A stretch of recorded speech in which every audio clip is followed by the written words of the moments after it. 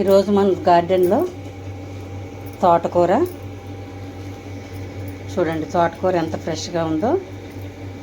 తర్వాత కొంచెం దీనిలోకే పునర్నవ ఈ ఆకు కూడా ఒలిచేసి శుభ్రంగా బాగు చేసి ఈ పప్పులో కలిపి తింటే ఎలాంటి కిడ్నీ వ్యాధులు, మా అమ్మగారికి కొంచెం యూరిన్ ఇన్ఫెక్షన్ ఉంది, ఈ ఆకు వండి పెడితే ఇది చాలా యూరిన్ ఇన్ఫెక్షన్కి చాలా బాగా పనిచేస్తుందండి. షుగర్ వ్యాధి ఉన్న వాళ్ళందరికీ కూడా యూరిన్లో ఇన్ఫెక్షను, కొంచెం కిడ్నీ ప్రాబ్లమ్స్ ఏదో ఒకటి వస్తూ ఉంటాయి తరచూ. అందుకని ఇది పునర్నవ ఎక్కువగా వాడుతూ ఉండాలి. పప్పులో వేసుకోవచ్చు, ఫ్రై చేసుకోవచ్చు, చాలా బాగుంటుంది. ఇది నేను ఈ రోజంతా మా పెరట్లో చాలా ఉందండి. చూడండి, కడుగుతున్నాను. అబ్బా, అసలు ఒక నలుగురు ఐదుగురు ఉన్న కుటుంబానికి సరిపోతుంది. చాలా ఎక్కువ కోసాను. తోటకూర కూడా అసలు ఎక్కడ పడితే అక్కడ తోటకూర మొలిసిపోయిందండి. నేను చల్లినవి కాదు, ఈ విత్తనాలు మన పెరట్లోయే ఇలా మొలిసిపోయినాయి అన్నమాట. ఈ ఆకు మాత్రం తప్పకుండా తినండి. ఇది అందరికీ దొరుకుతుంది. వర్షాకాలం చాలా విరివిగా దొరుకుతుంది. ఈ ఆకును మాత్రం తినడం మర్చిపోవద్దు. చాలామందికి షుగర్ వ్యాధి ఉంది కాబట్టి ఇది చాలా బాగా ఉపయోగపడుతుంది. యూరిన్ ఇన్ఫెక్షన్కి కూడా చాలా బాగా ఉపయోగపడుతుంది. ఈ ఆకు ఇలా శుభ్రంగా కడిగేసి ఇలా ఆకులు కాడల నుంచి వేరు చేసేయండి. ఇదిగో నేను కోస్తున్నాను అలాగనమాట. ఇదంతా కూడా వేరు చేసిన తర్వాత మనం ఎలాగూ కాడలతోనే కడిగేసుకున్నాం కాబట్టి ఇంక దీనిలో ఏముండదు. మనం బయట కొన్న ఆకుకూరలు అయితేనండి చాలా చాలా పురుగుల మందులండి. అస్సలు తినకూడదు. అవి మీరు మానేయండి. ఆకుకూరలు తినడం మానేయండి. మీ పెరట్లో పెంచుకోగలిగితే పెంచుకోండి, లేదంటే అసలు ఆకుకూరలు బయట కొనొద్దు. నేను ఒకసారి కొన్నాను. కొంటే అది ఏమైందంటే చాలా మందు వాసన అనమాట. ఉప్పులో వేసి కడిగాను, 4-5 సార్లు వేసి కడిగాను. అప్పటి నుంచి నేను బయట ఆకుకూరలు కొనడం మానేశాను. ఒకరోజు ములగాకు, ఇది చూడండి పొన్నగంటి, ఇది కూడా మాకు చాలా మొలుస్తుందండి. వర్షాకాలం చాలా ఎక్కువగా వచ్చేస్తుంది.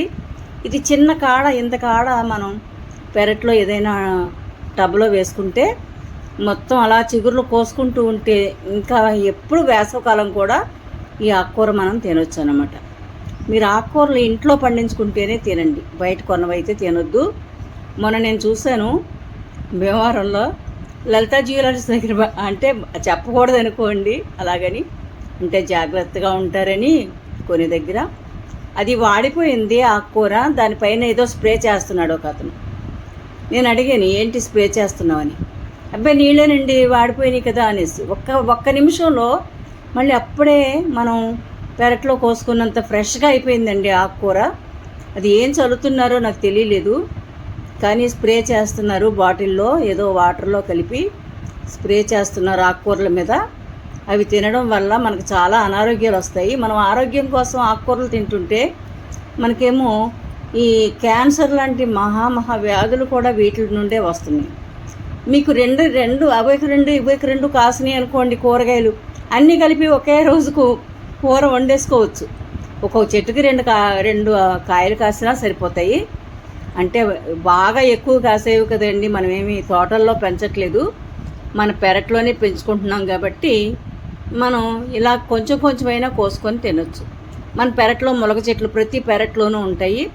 ఒకరోజు ములగాకు, ములగ కాడలు, అలాగే ఈ పొన్నగంటి కూర, ఈ పునర్నవ అంటే దాని పేరులోనే ఉందండి. మన శరీరంలో ఎప్పటికప్పుడు మన కణాలు నశించిపోతూ ఉంటాయి అన్నమాట. అంటే చనిపోతూ ఉంటాయి, మళ్ళీ కొత్త కణాలు పుడుతూ ఉంటాయి అన్నమాట.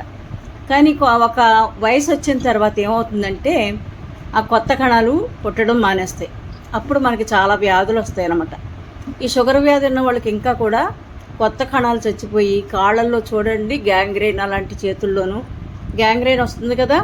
అదంతా కణాలు నశించిపోవటం వల్ల, నరాలు పాడైపోవటం వల్ల అలాంటివన్నీ వస్తూ ఉంటాయి అన్నమాట.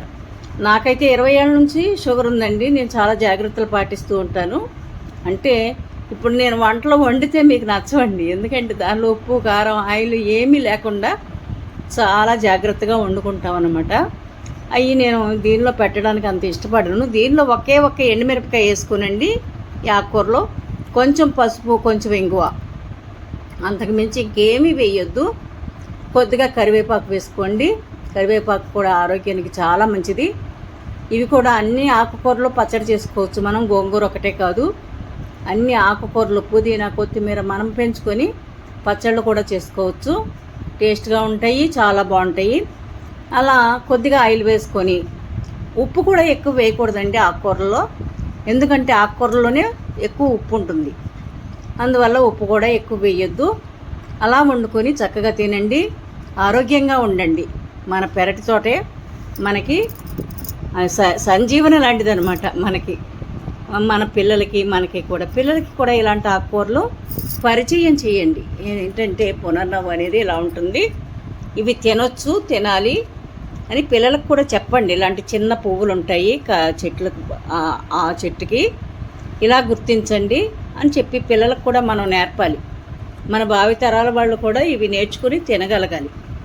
ఇంకా చాలా రకాల ఆకుకూరలు ఉన్నాయండి, వాటి గురించి మరి ఇంకొక రోజు చెప్తాను. థ్యాంక్ యూ అండి, మీ అందరికీ కూడా ధన్యవాదాలు.